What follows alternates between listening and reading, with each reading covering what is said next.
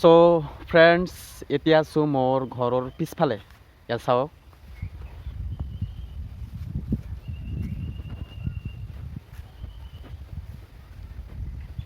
আৰু আসসালামু আলাইকুম আশা কৰোঁ সকলোৱে ভালে আছে আৰু ময়ো ভালে আছোঁ so dear friends or brothers and sisters আপোনালোকে হয়তো জানে যে পৃথিৱীখনত যিমান মানুহ আছে সকলো মানুহে নিজৰ নিজৰ শান্তি বা সুখ কেনেকৈ পাব পাৰোঁ তাকে বিচাৰে কিন্তু শান্তি বা সুখ আমি কেনেকৈ বিচাৰিম বা কেনেকৈ উপাৰ্জন কৰিম সেয়া জনাটো খুবেই প্ৰয়োজন এতিয়া যদি এজন মানুহক প্ৰশ্ন কৰা হয় যে শান্তি পাবলৈ হ'লে তোমাৰ কি কি সামগ্ৰী বা বস্তুৰ প্ৰয়োজন হ'ব সি টপককৈ উত্তৰ দি দিব যে শান্তি পাবলৈ হ'লে টকা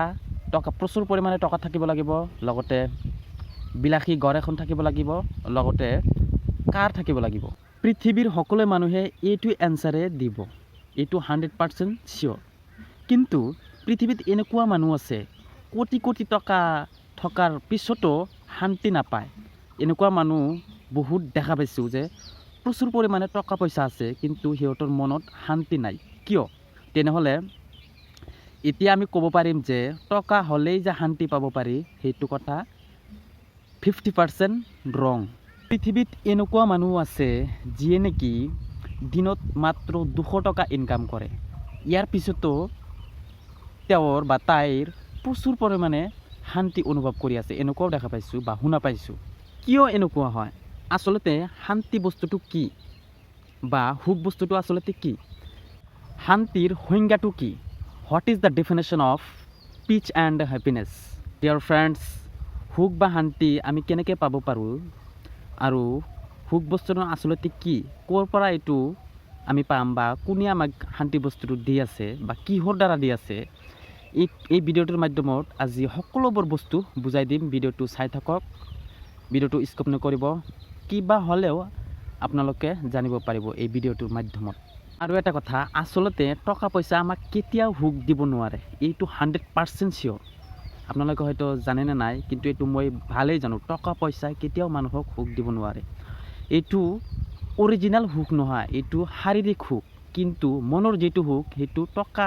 টকাই কেতিয়াও দিব নোৱাৰে এইটো 100% চিয়ৰ আপুনি মানক ইয়া নামানক এইটো মোৰ কথা নহয় কিন্তু টকাই কেতিয়াও সুখ দিব নোৱাৰে অৰিজিনেল সুখটো কি মই আজি এই ভিডিঅ'টোৰ মাধ্যমত বুজাই দিম আপোনালোকক সো ভিডিঅ'টো চাই থাকক তো বলক ভিডিঅ'টো আৰম্ভ কৰোঁ তো দোস্ত ফাইনালি আৰম্ভ কৰিম আচলতে অৰিজিনেল সুখটো কি আপোনালোকে আজি গম পাব অৰিজিনেল সুখ আচলতে ক'ৰ পৰা আহে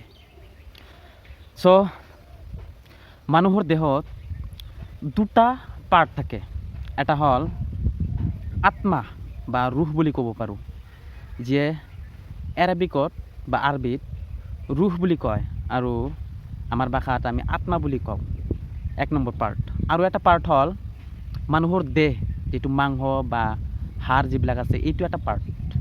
এইটো এটা এক্সট্ৰা পাৰ্ট এই দুটা পাৰ্ট মানুহৰ দেহ এটা পাৰ্ট আৰু আত্মা বা ৰুহ সি এটা পাৰ্ট মানুহৰ দেহটো কি বিচাৰে আপুনি এবাৰ ভাবকচোন দেহটোক ভাল ভাল খাদ্য দিলে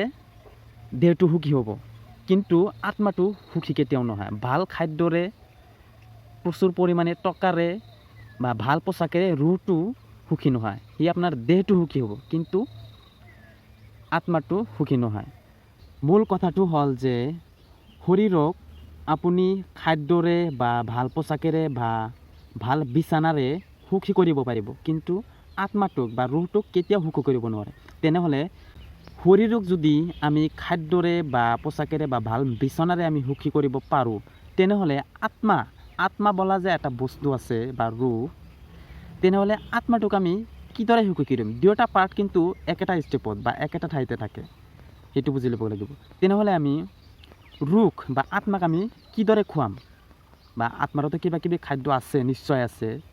কিন্তু সেইটোক আমি কেনেদৰে সুখী কৰিম ইয়াৰ আগতে এটা উদাহৰণ লওঁ আহা উদাহৰণটো হ'ল এনেকুৱা যে যদি আপোনাক খাদ্য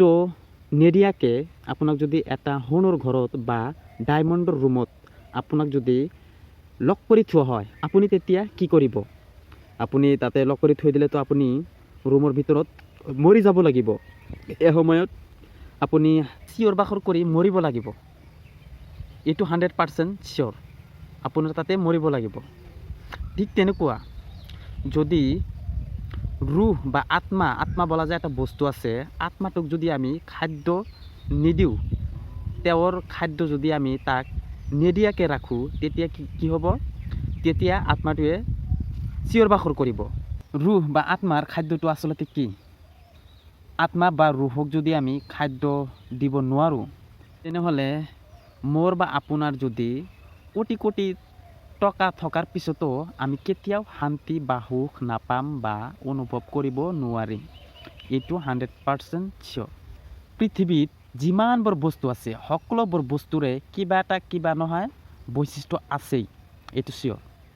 তেনেহ'লে আত্মা বা ৰুহৰো কিবা এটা বৈশিষ্ট্য আছে। বৈশিষ্ট্যটো হ'ল যে আপোনাক যিয়ে সৃষ্টি কৰিছে বা যি উদ্দেশ্য কৰি আপোনাক বনোৱা হৈছে, সেই উদ্দেশ্য অনুযায়ী যদি আমি চলিব পাৰোঁ বা মানিব পাৰোঁ, তেতিয়াহে সুখ বা শান্তি আমি পাম, এইটো চিয়'ৰ। সুখ বা শান্তি পাবলৈ হ'লে যিয়ে আমাক বনাইছে